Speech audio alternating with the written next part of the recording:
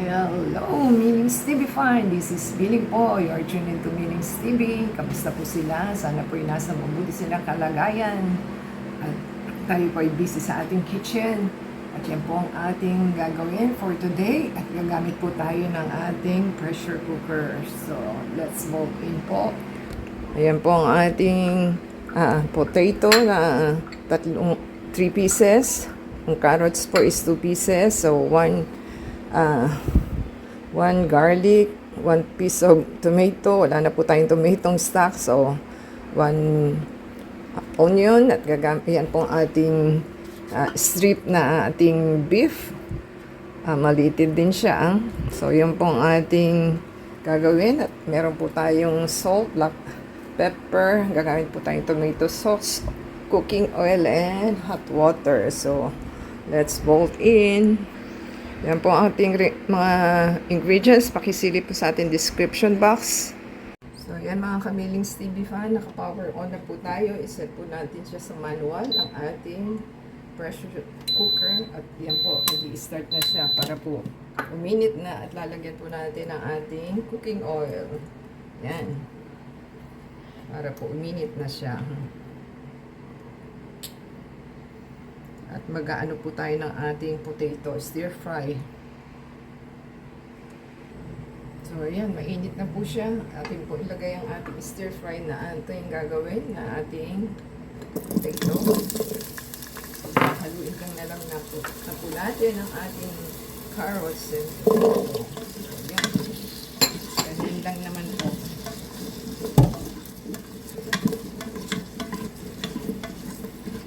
Non-stick po ito, hindi na kailangan ng maraming oil. At the same time, manual po yung ating ginagawa sa ating pressure cooker. At nakalimutan po natin ang ating laurel. Ito po yung ating laurel na ating gagamitin. So, hintayin lang po natin. Yan.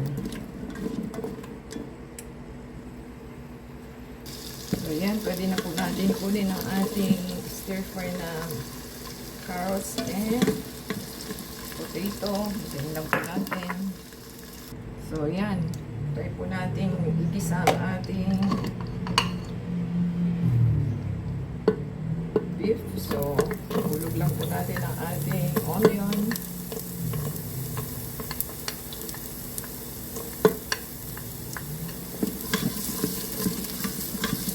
Ganyan lang naman po at maganda pong gumamit na ating pressure cooker. So, hintayin po natin. So, try na po natin ihulog ang ating garlic. Tayo po yung nagigisa.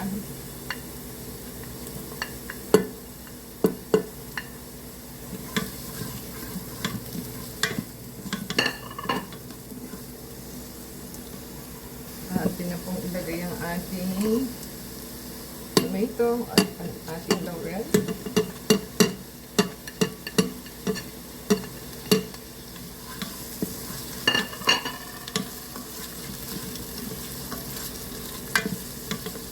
Tignan po natin. Atin pong igisa ang ating beef.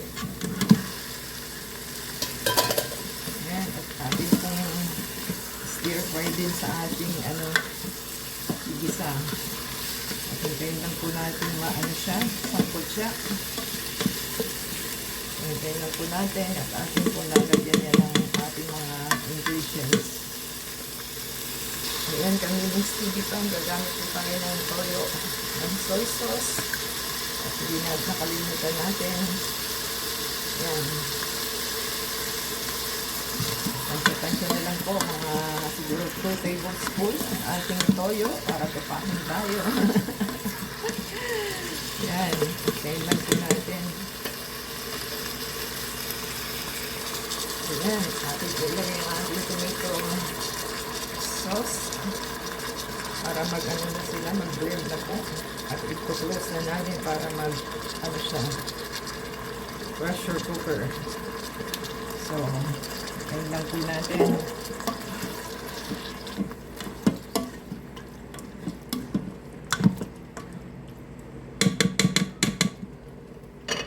Lalagay na po tayo ng ating black pepper. ito po ang ating black pepper. Gagamit po tayo ng Himalayan salt. So, yan po ang ating ginamit.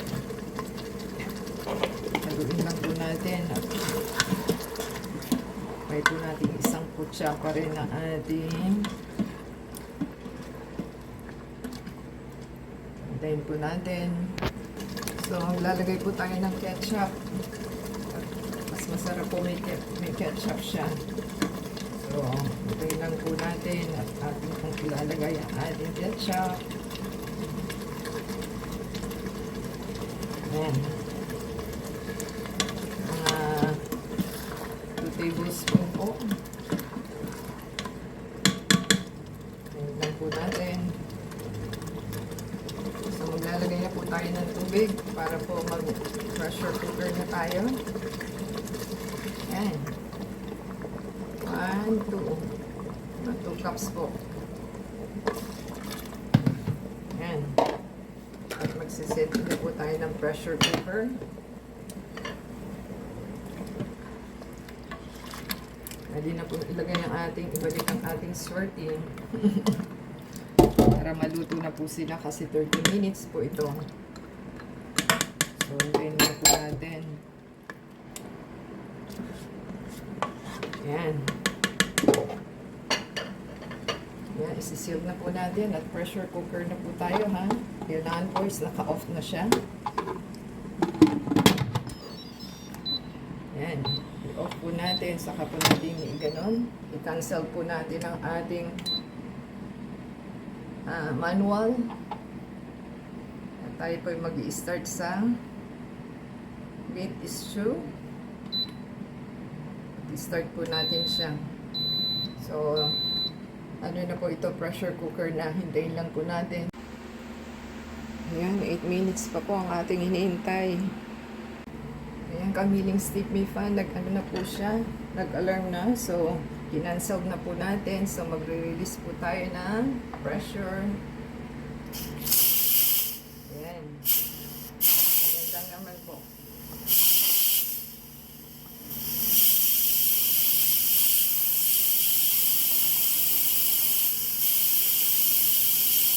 Hintayin lang po natin.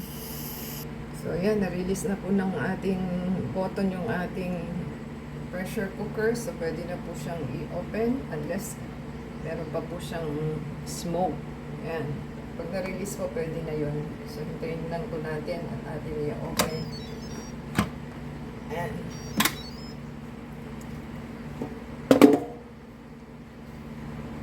So, luto na po ito. So, pwede pa po natin pakauntiin pa natin ang ating sauce. So, iset po natin sa manual uli. Yan. Start po natin manual. So, pwede pa po yung ating pakauntiin po natin ang ating sauce. So, hintayin lang po natin. Ayan. Kamiling stevie pan. Okay na po ito.